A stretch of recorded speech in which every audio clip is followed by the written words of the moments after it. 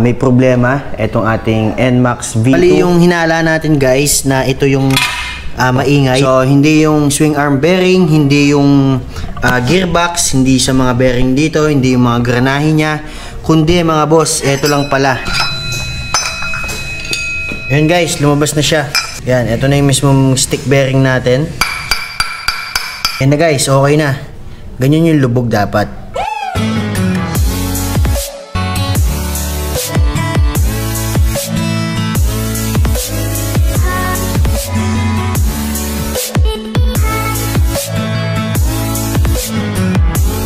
What's up guys? Welcome back mga boss dito sa ating YouTube channel. So for today's video mga boss, may problema itong ating NMAX V2.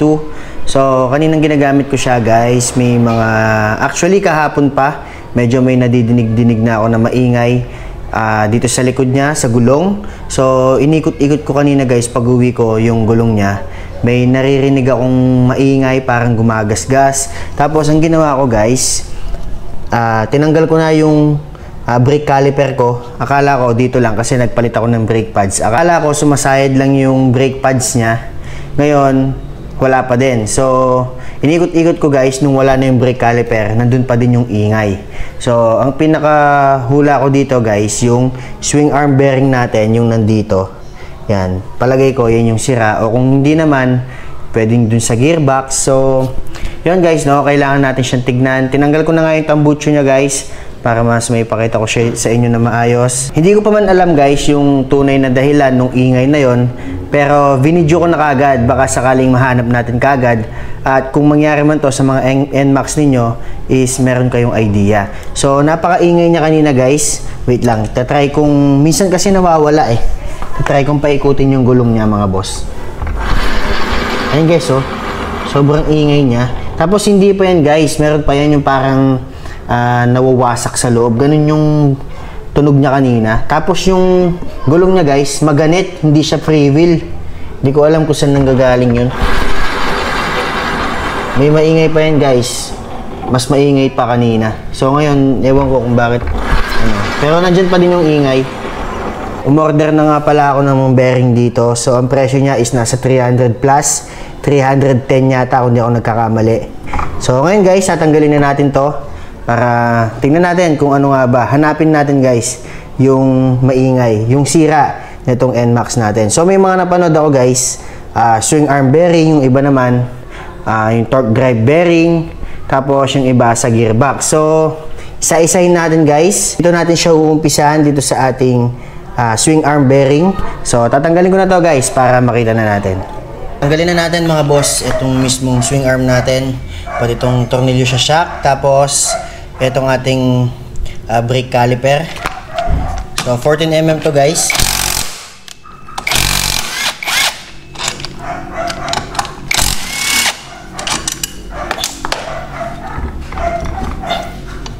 Ito yung caliper. At itong shock muna.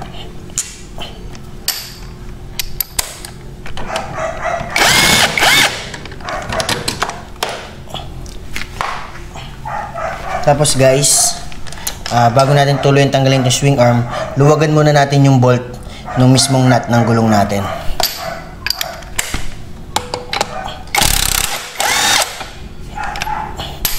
Siya guys, pagtanggal nyo ng bolt, meron niyang spacer. Huwag nyo kakalimutan yan mga boss. Balik muna natin. Ang importante na luwagan na siya. Tapos tanggalin muna natin yung swing arm.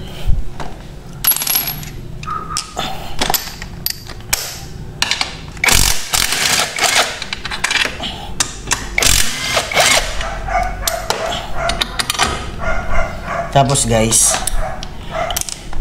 tanggalin na natin tong holder ng ano natin, caliper, ay hose, brake hose.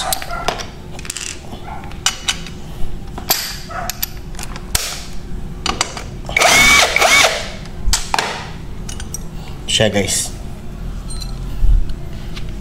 Tapos hugutin na natin tong shock.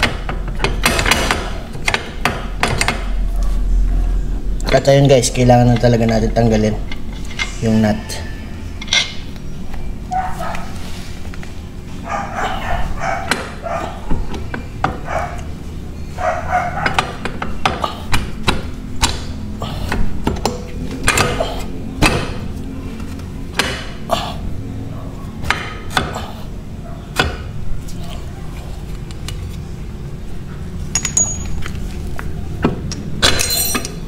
Ayan guys, tanggal na. At para matanggal natin tuluyan tong ano natin guys, etong swing arm natin, kailangan natin tanggalin yan. Yan, doon sa clip ng hose. Tusukan nyo lang yan guys at matatanggal na yan. Tusukan nyo lang ng flat screw. Pero kamay na lang natin. Yan, tulak nyo lang yung mga clip. Tapos, ayan na guys.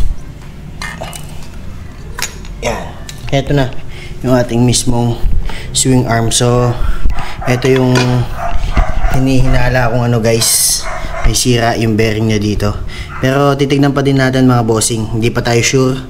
So, check muna natin. So ayan guys, eto na nga yung natanggal natin na swing arm dito sa ating NMAX V2.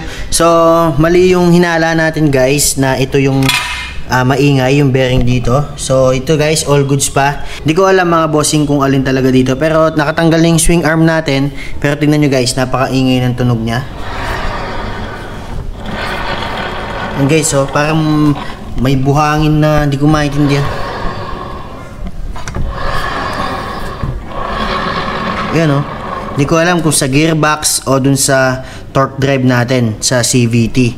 So di ko alam guys kung alin doon, pero hinahanap ko pa siya mga boss kung ano talaga yung nagkukos ng ingay dito. So babalitaan ko kayo guys, hanapin ko lang muna yung maingay. So kagandahan guys na na-videoan ko to para pagka maingay din yung mga NMAX ninyo guys, may guide kayo kung ano yung mga titignan nyo at kung ano yung mga possible na pwedeng palitan natin. Yan guys, oh, pakaingay niya. So yan, update tayo dito sa maingay na gulong nitong ating NMAX V2. So sa wakas mga boss, nakita ko na din ang problema nitong motor ko. So hindi yung swing arm bearing, hindi yung gearbox, hindi sa mga bearing dito, hindi yung mga granahe niya, kundi mga boss, eto lang pala. Yan, ang torque drive bearing natin. So tingnan nyo guys, paparinig ko sa inyo. Wala pa yung swing arm nun mga boss. Wait lang. Wala pa yung swing arm natin guys, yan. Nakatanggal pa yan. At eto guys, tinanggal ko din yung torque drive. Tingnan nyo guys kung gaano ka smooth. Akala ko talaga dito mga boss, buti na lang hindi ko muna tinanggal at hinahanap ko muna talaga. Tingnan nyo guys, oh, napaka smooth. Oh, di ba? Eh kung tinanggal natin kagad yan, kung binuksan ko kagad to, napagastos pa ako, napagod pa ako, at hindi naman natanggal yung ano niya, yung ingay niya. So buti na lang talaga hindi ko muna tinanggal yon mga bossing at hinanap ko muna talaga. Pati yung swing arm bearing natin guys, all goods pa, okay na okay pa. So ngayon guys, papakita ko sa inyo. Ilalagay natin ngayon to mga boss. Yan, ilalagay natin ngayon to. Pasensya na, medyo madilim, gabi na kasi. Yan. So tingnan nyo guys, no, sana pala hindi ko muna tinanggal yung ano nya, clutch assembly, pero tingnan nyo mga boss. Oh, yan, no, wait lang. Tingnan nyo mga boss. Yan, kung naririnig nyo mga boss, dyan nang gagaling yung ingay, dun sa bearing nya. Yan, napakalakas ng tunog nya mga boss. So, kung narinig nyo yun guys, tatanggalin natin to. Tingnan nyo kung gaano ka smooth. Guys, napaka smooth. Walang katunog-tunog. Ganyan talaga dapat. Ganyan dapat. So, pag babalik natin to, para siyang ano guys, may nawawasak na maintindihan. Ayun, oh. Yan, kung narinig nyo yan mga bossing. So, ayan guys, tutuloy natin tong video na to. O-order muna ako ng bearing na itong aking torque drive. So, siguro tutuloy natin to sa susunod na araw. So, ayan guys, hindi tayo napagastos, hindi tayo masyadong napagod. At nakita natin kagad yung sanhi ng ingay ng NMAX V2 natin. So, i-update ko kayo guys pag magpapalit na tayo ng torque drive bearing, tapos i-testingin natin siya kung nawala na ba yung ingay niya. So, habang hinihintay ko guys yung bearing ng ating torque drive, ayan siya mga boss, yan yung papalitan natin, yung stick bearing.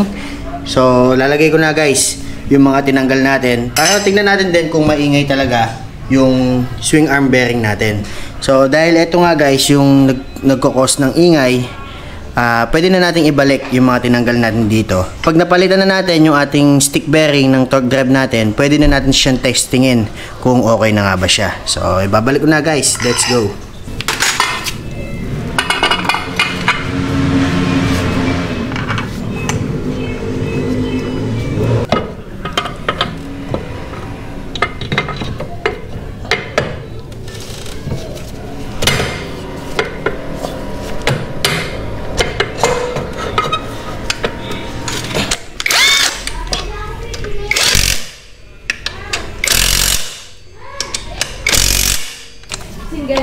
Mag-single.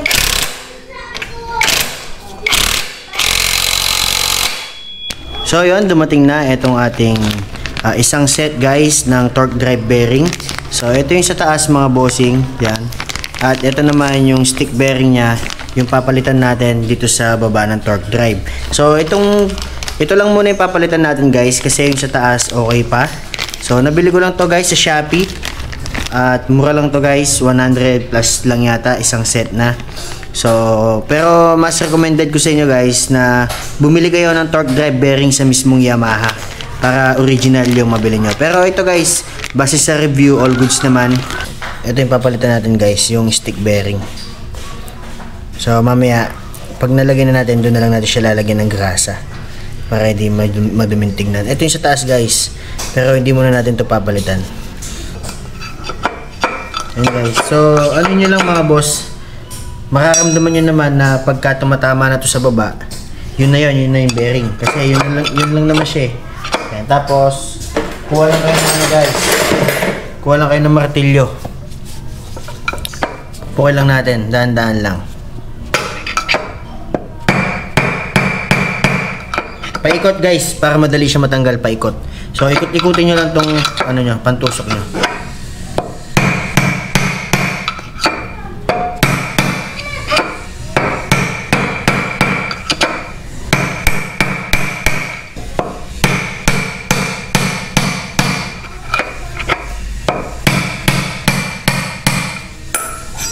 Yan guys, tingnan nyo.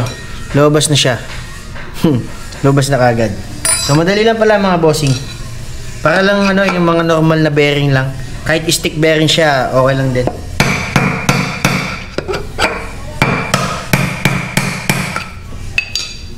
Ano guys, oh, nakalabas na siya oh. So ang gagawin natin guys, kukuha tayo na ito. O depende sa inyo kung ano yung pwede nyo maano dyan. Dapat hindi siya nakaano sa baba. Kasi tatama yan guys, dito sa baba.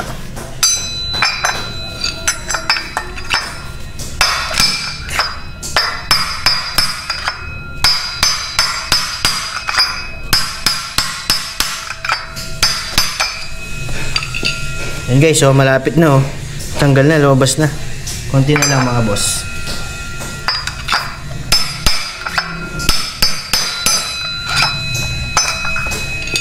Yan guys, lumabas na siya. Okay na guys. Yan, ito na yung mismong stick bearing natin. So ito nga yung may damage. So ito yung ipapalit natin guys. So sukat na sukat naman siya. Okay naman. Tulad naman niya. Mahirap siyang ilagay guys. So ang gagawin ko, lalagyan ko siya ng oil para meron siyang ano, pampadulas. Mahirap siya ilagay mga bossing. Punasan na lang natin mamaya. Importante mailagay siya. So dito din, lagyan din natin.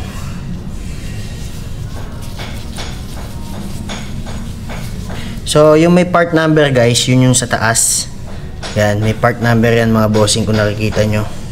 Kasi meron niyang kakaiba guys, may rubber siya dun eh. Itong kabila, meron din siya rubber, kaya lang medyo maliit. So nakita ko dun sa stock, dapat na nasa taas yung may part number.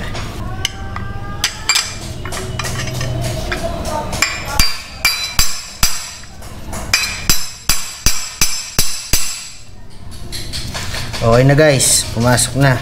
So kailangan natin ito mga boss, kailangan lang ng tiyaga.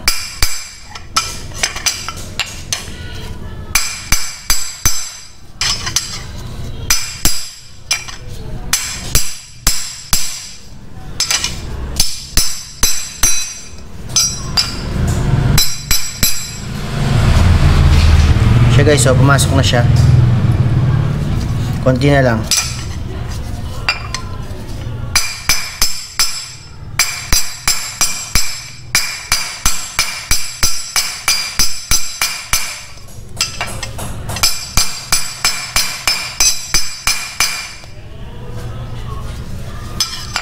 Alalayan nyo lang din ng konti mga bossing. Baka pag napasok na natin yung bearing natin, siraan na kaagad.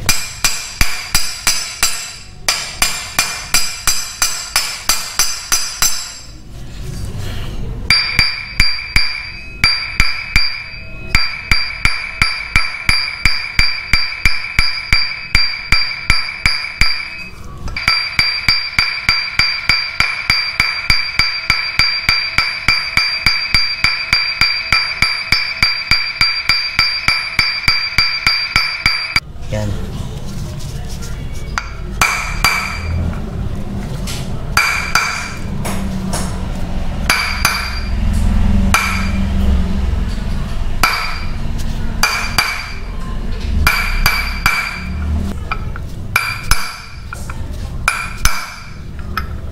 Tignan nyo guys, lumubog siya oh.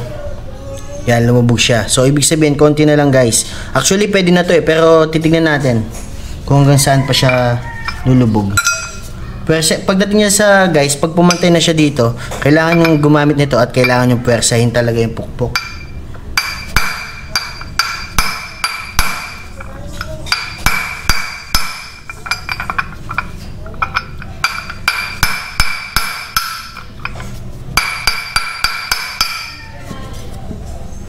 Ayan na guys, okay na. Ganyan yung lubog dapat. Okay na yan guys.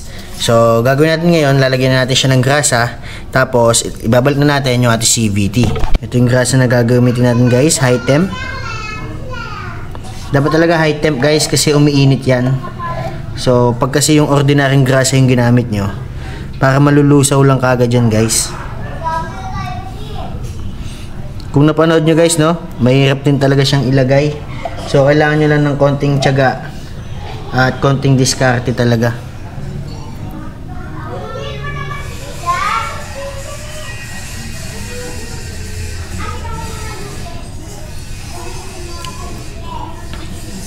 So, testingin na natin siya guys dun sa ating CVT at na malaman natin kung nawala na nga ba yung ingay niya. Okay guys, the moment of truth.